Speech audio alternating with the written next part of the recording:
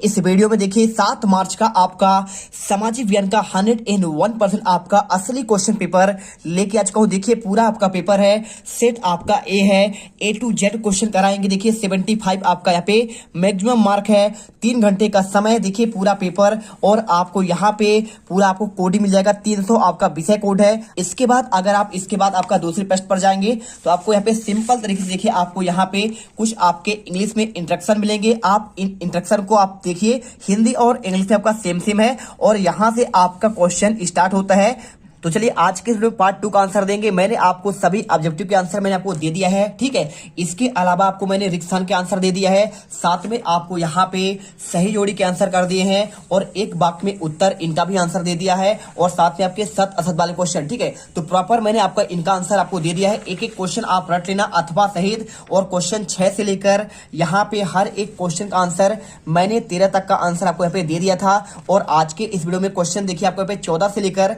आपके आगे के सभी क्वेश्चन के आपको आंसर देने वाला हूं, जिससे आपके पूरे 75 में से 75 नंबर आ सके। तो क्वेश्चन आपका देखिए 14 नंबर था, छपी हुई किताबों की शुरुआत कहां पे हुई। तो अगर मैं इसके आंसर की बात करूं तो आपको देखिए आंसर यहां पे कर देना है, पूरा आंसर आपको मिल जाएगा। छपी हुई किताबों का शुरुआत आपका चीन से हुआ था। तकरीबन 594 ईस्वी में चीन की स्याही लगे काठ के ब्लॉक या फिर तख्ती पर कागज के रगड़कर किताबें छापी जाती थी, और चूंकि पतले छिद्रित कागज के दोनों तरफ छपाई संभव नहीं था, इसलिए पारंपरिक चीनी किताब एकार्डियन शैली में किनारों पर मोड़कर बाद में सिलकर उसे बनाई जाती थी। किताबों का सुलेख करने के लिए लोग दक्ष सुलेख या फिर खुसनवेजी होते थे, जो हाथ से बड़े बड़े सुंदर और सुडल अक्षरों से सही सही कलात्मक लिखाई करते थे। और इसके बाद क्वेश्चन देखिए यहाँ पे आपका आता है अथवा वाला क्वेश्चन। लिखा है कारखानों में काम करने वाले मजदूरों के संबंध में लेखक ने 20वीं सदी के मध्य आपको यहाँ पे वर्णन करना है। तो अगर मैं इसके आंसर की बात करूं तो आपको आंसर देखिए, ये आपको आंसर लिखना है 20वीं सदी के मध्य कारखानों में मजदूरों से बहुत ज्यादा काम लिया जाता था। इसी संदर्भ में कानपुर के मिल मजदूर काशी बाबा ने 1938 में एक छोटे बड़े सवाल लिखकर छापकर जाति तथा वर्गीय शोषण के बीच एक रिश्ता समझाने की कोशिश किया था। आपको ये आंसर करना है। और इसके बाद क्वेश्चन देखिए यहाँ पे आपको आंसर इसको लिखने के बाद क्वेश्चन आपका आता है 15वां नंबर, चेप बुक और आपका यहाँ पे चेपमैन से क्या तात्पर्य है। तो अगर मैं इसके क्वेश्चन के आंसर की बात करूं तो आपको आंसर देखिए आपको यहाँ पे ये लिखना है, आपका लिखा गया है देखिए यहाँ पे चेप बुक क्या होता था, पॉकेट बुक के आकार की एक किताबों के लिए इस्तेमाल किया जाने वाला शब्द। इन्हें आमतौर पर फेरी वाले बेचते थे। ये 16वीं सदी की मुद्रण क्रांति के समय लोकप्रिय हुआ था।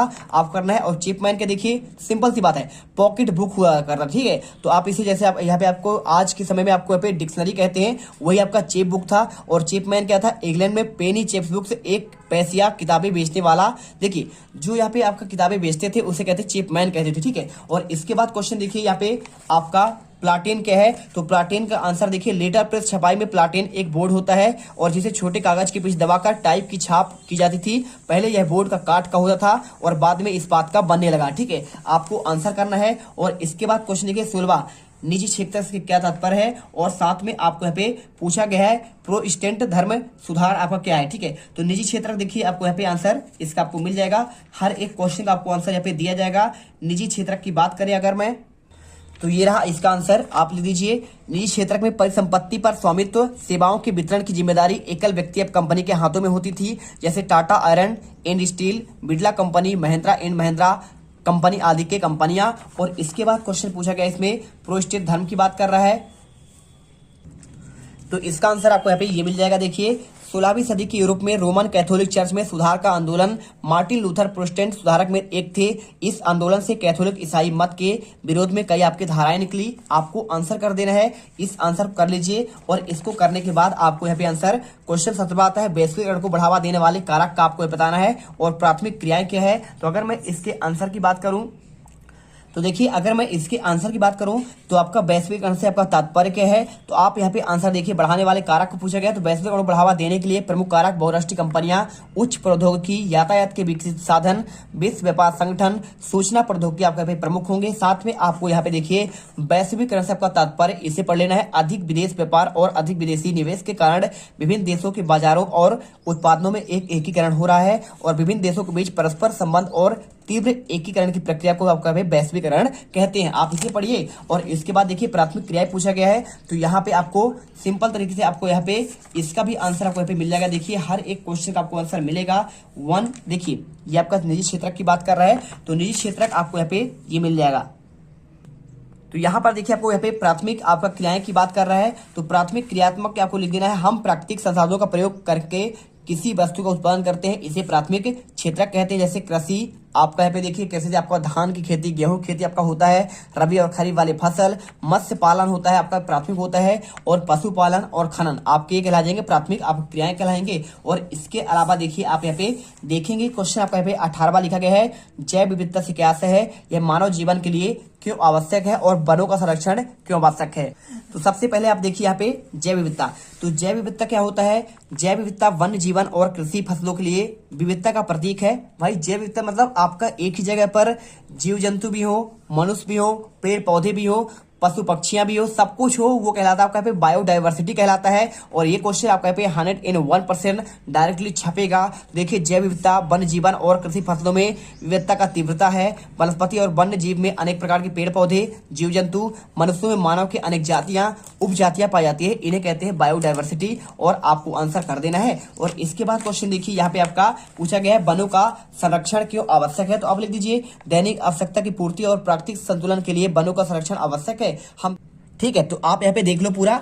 और इसके बाद देखिए लिखा है वन एक राष्ट्रीय संपदा है, इससे हमारा औद्योगिक विकास होता है, हमारा जीवन स्तर भी ऊंचा होता है। ठीक है, और साथ में हमारे देश में वनों का क्षेत्र सीमित है, क्षेत्र और भी सीमित हो जा रहा है क्योंकि वनों कटाई हो रही है। और किसी देश अथवा देश के संतुलित विकास के लिए 33% आपका भूभाग पर वनों का विस्तार होना चाहिए, लेकिन इतना तो हर जगह है नहीं, लेकिन हमारे मध्य प्रदेश से यहाँ पे 35% आपका है। साथ में देखिए आपको यहाँ पे आंसर पूरा आपको दिया गया है, वनों का विस्तार केवल 19.3% भूभाग पर ही आपका वन पाया जाता है हमारे यहाँ पे। और वनों का वितरण तो और ही बेतुका है, वन केवल दुर्गम ऊंचे पर्वतीय पठारी भागों तक आपका सीमित रह गए हैं। दुर्गम क्षेत्रों में वनों का उपयोग आपका कठिन हो चुका है। बढ़ती हुई जनसंख्या और उनकी बढ़ती हुई आवश्यकता की पूर्ति के लिए वनों कारणों पर दबाव निरंतर बढ़ रहा है, और वनों का संरक्षण और उनका विस्तार करना आपका अत्यंत आवश्यक है। आप ये करिए। और इसके बाद क्वेश्चन देखिए यहाँ पे दिया गया है, क्वेश्चन आपका देखिए 19वां, संघात्मक शासन की व्यवस्था के दो आपका प्रमुख तरीकों का वर्णन, और भारतीय संविधान के केंद्र और राज्यों के बीच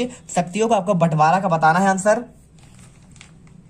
तो सबसे पहले आपको यहाँ पे आंसर देते हैं, इसके तरीकों को वर्णन की बात कर रहे हैं, तो आपको यहाँ पे तरीके देखिए आपको यहाँ पे दिए गए हैं। आपका 2 या 2 से अधिक स्वतंत्र राष्ट्र 7 आकर बड़ी इकाइयां गठित करके संघ का निर्माण किया जा सकता है। और साथ में दूसरा तरीका है एक बड़े देश द्वारा अपना आंतरिक विविधता को ध्यान में रखते हुए राज्यों का गठन करना, और फिर राष्ट्रीय सरकार के बीच सत्ता का बंटवारा कर देना। आपको यहाँ पे दोनों पॉइंट याद करने हैं। साथ में देखिए यहाँ पे पूछा गया है संविधान में केंद्र और राज्यों की शक्ति के बंटवारे की बात कर रहा है, तो आपको देखिए 3 प्रकार से किया गया है। पहला आपका देखिए 3 सूचियां आपको दिए गए हैं विधायी शक्तियों को, आपको देखिए लिखा ना, भारतीय संविधान में स्पष्ट रूप से केंद्र और राज्य सरकारों के बीच विधायी शक्तियों को 3 हिस्सों में बांटा गया है। पहला आपका संघ सूची, इसमें होता है प्रतिरक्षा होता है, विदेश, बैंकिंग, संचार होता है।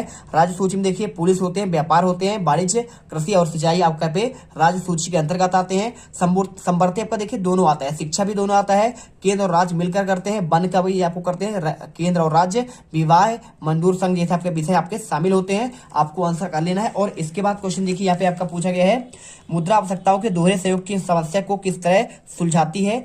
आप अपनी ओर से उदाहरण देकर समझाइए। ऊर्जा संसाधन संरक्षण आपका है क्यों आपका आवश्यक है। अगर मैं इनके आंसर की बात करूं तो देखिए आपका इसका अगर मैं आंसर की बात करूं पहले वाले का, तो आपको आंसर देखिए आपका मेन वाले क्वेश्चन का आंसर आपको ही मिल जाएगा। पूरा आंसर यहाँ पे आप देख लो, मुद्रा विनिमय प्रणाली वस्तु विनिमय प्रणाली से आपका अधिक उत्तम है। आवश्यकता के दोहरे सहयोग की समस्या वस्तु विनिमय में कठिन समस्या है। ठीक है, आप यहाँ पे आंसर कर लीजिए। ठीक है, जैसे उदाहरण दिया गया है, यदि एक जूते का निर्माण गेहूं की आवश्यकता है तो उसे पहले गेहूं वाला ढूंढना होगा, और जिसके पास न केवल गेहूं हो बल्कि उसके जूते भी हो, क्योंकि तभी ना आप यहाँ पे क्या है विनिमय का आपके पे मुद्रा विनिमय कर सकते हैं। ठीक है, उसका लेंगे और अपना दे देंगे। और इसके बाद क्वेश्चन देखिए यहाँ पे दिया गया है ऊर्जा संसाधन आपका क्यों आवश्यक है। तो आप देखिए मुद्रा की विनिमय के माध्यम के रूप में व्याख्या, आपको क्वेश्चन आप देख लीजिएगा। 7वें क्वेश्चन की बात करूं अगर मैं, देखिए यहाँ पे आपका दिया गया है, इसमें मुद्रा का वर्गीकरण की व्याख्या कर रहा है। तो पूर्ण मुद्रा, प्रतिनिधि मुद्रा, शाख मुद्रा, इसके आपके प्रकार होंगे, इनको आप एक बार पढ़ लीजिएगा और आपको यहाँ पे मिल जाएगा आंसर। देखिए आपका अथवा वाले का आंसर ये देखिए, ये क्वेश्चन आपको दिया गया है संरक्षण की आवश्यकता की बात कर रहा है, तो देखिए आपको आंसर ये मिल जाएगा। तो ये क्वेश्चन देखिए आपको मिल जाएगा, खनिजों के सर्जन की आवश्यकता क्यों है। देखिए आपका सेम क्वेश्चन है, ऊर्जा की बात करें या फिर आपका ऊर्जा संसाधन, या फिर आपका देखिए आपका ये एक ऊर्जा संसाधन है, खनिज आपका ऊर्जा संसाधन ही है। तो इसका आंसर आपको देखिए यहाँ पे आंसर पूरा कर लेना है। A to Z क्वेश्चन का आंसर आप यहाँ पे कर लीजिएगा। और इसके बाद क्वेश्चन देखिए यहाँ पे दिया है क्वेश्चन 21 में, भारत में रेखा मानचित्र अभ्रक और मैग्नीज की क्षेत्रों का आपको दर्शाना है, अजमेर, हजारीबाग, बालाघाट और सुंदरगढ़। ठीक है, तो आप इसको देखिए, अगर मैं इसके आंसर की बात करूं तो आपको चित्र में देखिए यहाँ पे अजमेर, हजारीबाग, बालाघाट और सुंदरगढ़ लिखा हुआ। तो यहाँ पर देखिए आपको यहाँ पे बालाघाट, सुंदरगढ़ दर्शा सकते हैं। सबसे पहले देखिए आपको यहाँ पे अजमेर आपको यहाँ पे ये दिया गया है ना, और इसके साथ देखिए आपका हजारीबाग हो जाएगा, और यहाँ पे आपका सुंदरगढ़ लिखा हुआ है, सुंदरगढ़ और बालाघाट। तो सुंदरगढ़ देखिए आपको यहाँ पे मिल जाएगा, बालाघाट आपको यहाँ पे ये दिया गया है, बालाघाट और आपका सुंदरगढ़। और इसके अलावा आपका देखिए सभी के आपको लिखा गया, रत्नागिरी लिखा है, बेल्लारी, चिंगमंगलूर और सेलम, तिरुचिरापल्ली, धारवाड़,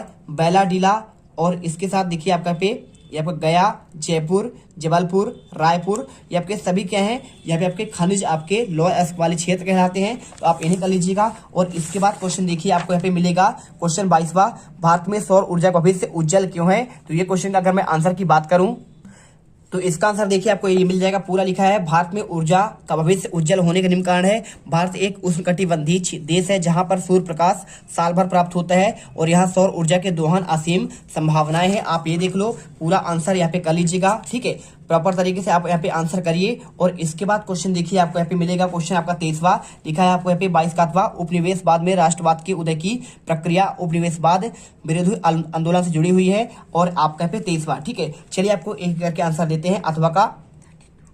तो आपका देखिए यहाँ पे आपको इसका आंसर मैं अगर देखूं तो आपको आंसर ये आपको मिल जाएगा 35 पे, देखिए ये वाला। तो आपको आंसर ये क्वेश्चन है और इसका आंसर प्रॉपर आपको यहाँ पे याद करना पड़ेगा। पहले देखिए का, खा, और आपको यहाँ पे ये पॉइंट दिए, भारतीयों को विश्व का संपर्क, आर्थिक प्रभाव, सांप्रदायिकता एकता और प्राकृतिक संकट। ठीक है, आप इसे करिए, ये पूरा आंसर आपको मिल जाएगा। और इसके बाद क्वेश्चन देखिए आपको यहाँ पे मिलेगा, भारत में राष्ट्रवाद की भावना पनपने के किन किन कारणों का योगदान है। तो इस क्वेश्चन का आंसर देखिए आपको ये मिल जाएगा, क्वेश्चन देख लीजिए और इसका प्रॉपर आपको यहाँ पे आंसर रेडी करना है। और इसके अलावा क्वेश्चन देखिए, राजनीतिक दल का क्या अर्थ होता है, राजनीतिक दलों के आपको क्या सामने आपके चुनौतियां हैं।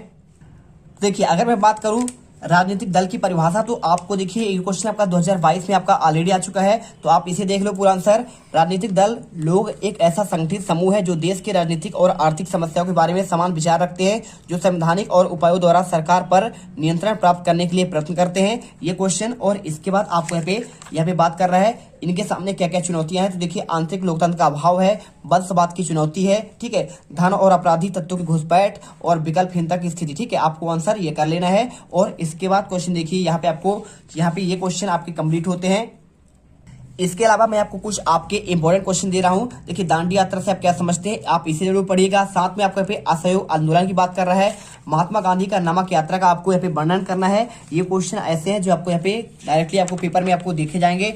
साइमन कमीशन पर टिप्पणी, आपका 200 सेट का जो पेपर इसके बाद आने वाला है उसमें ऑलरेडी आपके क्वेश्चन मिलेंगे। लेकिन अगर आप यहाँ पे सेकंड वीडियो आप किसी कारणवश आप नहीं देख पाते हैं तो आप ये देखिए जलियांवाला हत्याकांड के बारे में। यहाँ पे आपको यहाँ पे अच्छे से इनको याद करना है। देखिए आपको मैं कुछ आपके इंपॉर्टेंट क्वेश्चन आपको बता दे रहा हूँ जो आपको यहाँ पे अभी से आपको रेडी कर लेना है। अभी आपके पास पेपर में काफी दिन आपका समय है, ठीक है। तो आप यहाँ पे हर एक क्वेश्चन आप अच्छे से यहाँ पे याद कर लेना।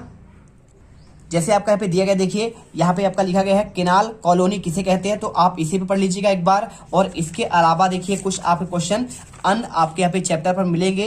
तो आप यहाँ पे देखिए, यहाँ पे ये क्वेश्चन आपका दिया गया है, यूरोप में मुद्रण का आगमन कैसे हुआ, ये क्वेश्चन पढ़िएगा। साथ में पांडुलिपियां क्या थी, इनका प्रसार सीमित क्यों है, इन क्वेश्चन को एक बार जरूर पढ़कर जाइएगा, ठीक है। तो चलिए आपको यहाँ पे वीडियो यहाँ पे खरा।